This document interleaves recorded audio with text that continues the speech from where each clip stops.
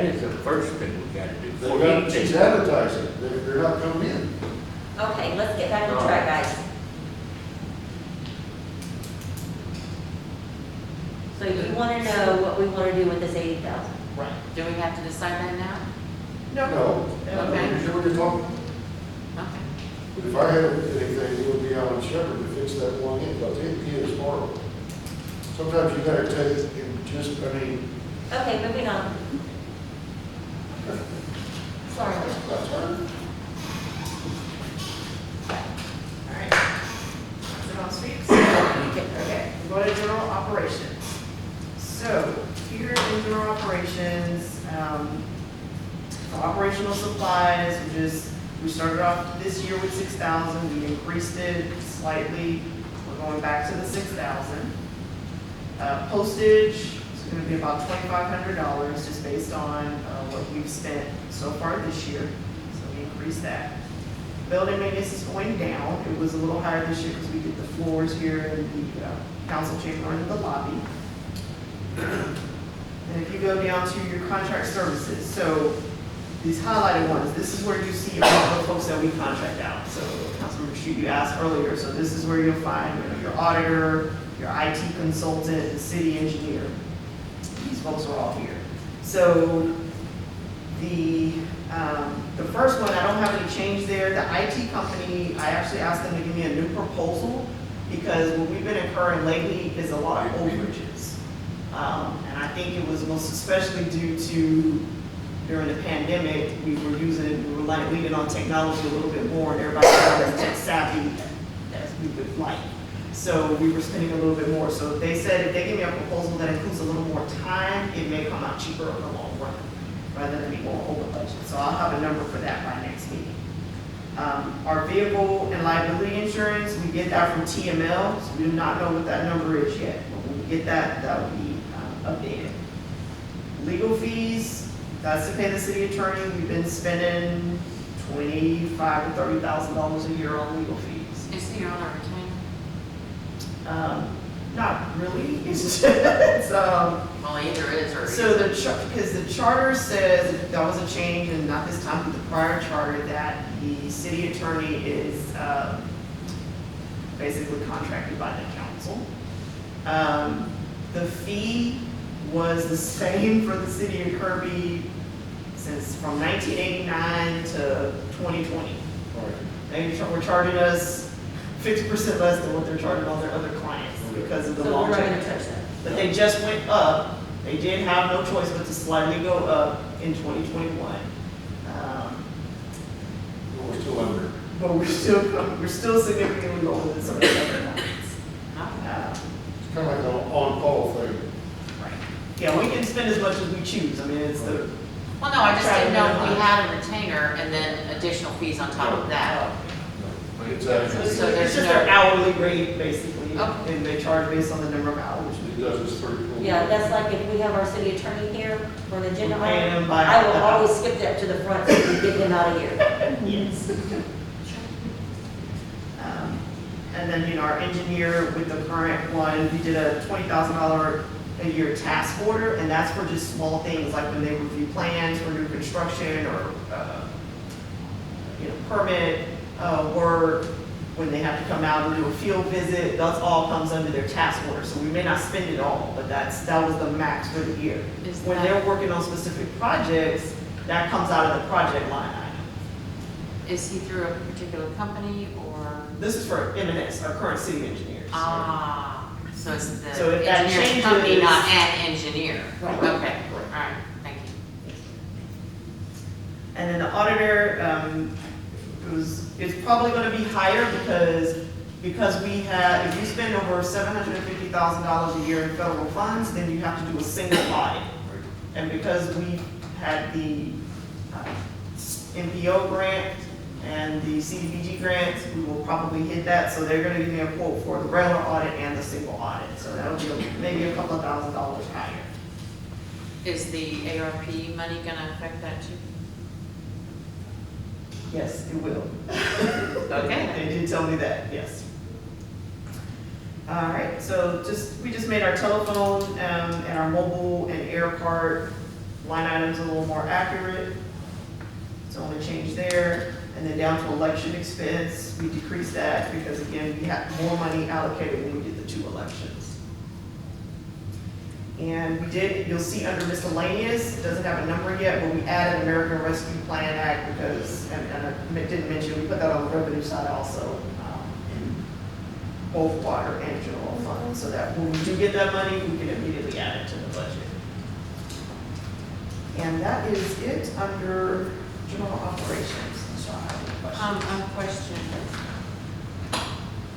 The transfers in lieu of taxes at the Okay, bottom? yes. So that is money coming into the general fund from the water fund. And we had been, for the last few years, doing 480,000. You'll see that under the 1920 actual. Right. This was the first fiscal year we increased it to 600,000. And the reason for that is because there are some services and things that overlap from water to general. And so it's basically the water fund paying the general fund back for some of those overlapping services. For example, like the public works building. It's one building, but it's shared for the water department and the streets and parks. So there's some maintenance things that are coming out of the general fund budget. Well, water should be paying some of that back. So that's how we block that out. And what we do is we break out the 600,000 and we transfer a certain amount every month until we get to the 600,000. And we balance it out.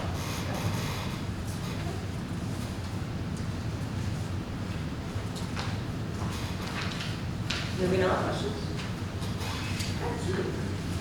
All right, water fund, last one. And it's just front and back, one sheet there. So your first page is your revenue at the very top there. The only difference you're gonna see is the interest income. Same thing we talked about, credit card payments, it's going down, so we are decreasing that. Where is that? That is interest income under miscellaneous. Ah, thank you. It's not highlighted, that's one. Right.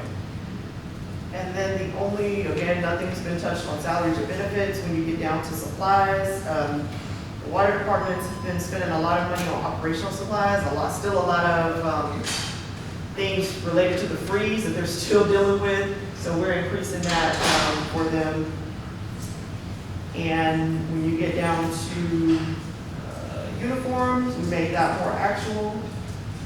And your next one, small tools, decrease that one slightly. Flip it over to the back page. The equipment maintenance, there's a slight increase there, and that's just to keep up with them maintaining the equipment that they have in their department. Then there's a decrease in your wells, pumps, and motors.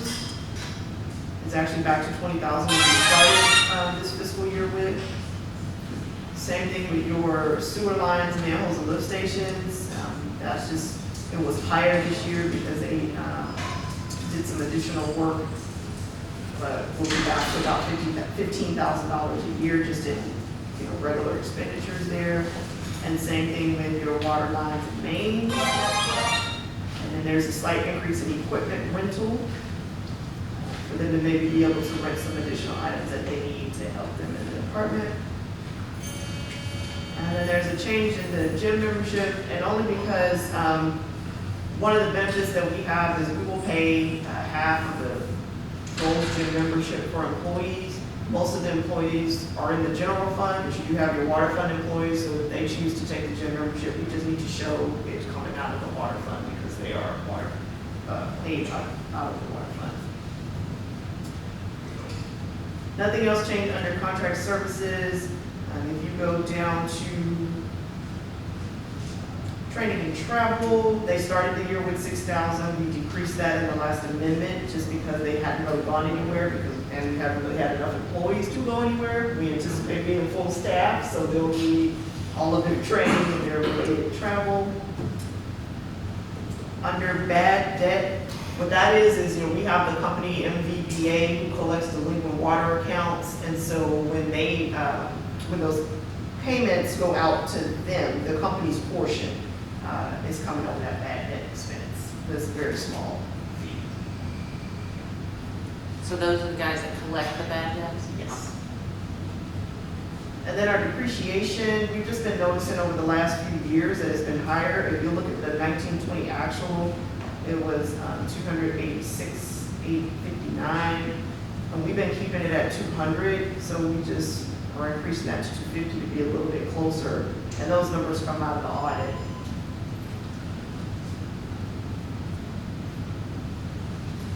And then if you go down to the capital outlay, the only capital outlay listed for water next year under well 3 repairs is at $15,580. That was for the sediment repairs that TCEQ recommended.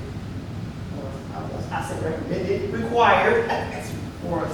Hey, way past recommendation, more like that you will. Yes, so we have to do that. And then the Ackerman sewer, you'll see the 185,000, because that's what you approved in the Ackerman plans. And the road part is paid out of our bond, but the sewer is not, so we needed to show that in the water fund. And then you'll see the Gaiety zeroed out because we agreed that we will hold that off for the American Rescue Plan. And then the generator, that 14,000 is to be able to get that generator that would power the public works and the animal shelter facilities. That is it for them. Let me, when we were discussing, I don't remember now what we were discussing last time, and Mr. Ives reminded us that TCEQ is going to require those Fire hydrants. They're not on here? Right, because I thought that, I heard us say we were gonna use American Rescue money for that. Well, I was hoping that we could do that, so, Yes, so I did not put them there, but. okay. Thank you. Do we have time frame on that? Go out. We haven't told them we don't have them yet? Like they didn't say, and then you have to have these by December 1st. They should have been in place already, so if they walk in tomorrow, we could face sanctions. Okay, thank you.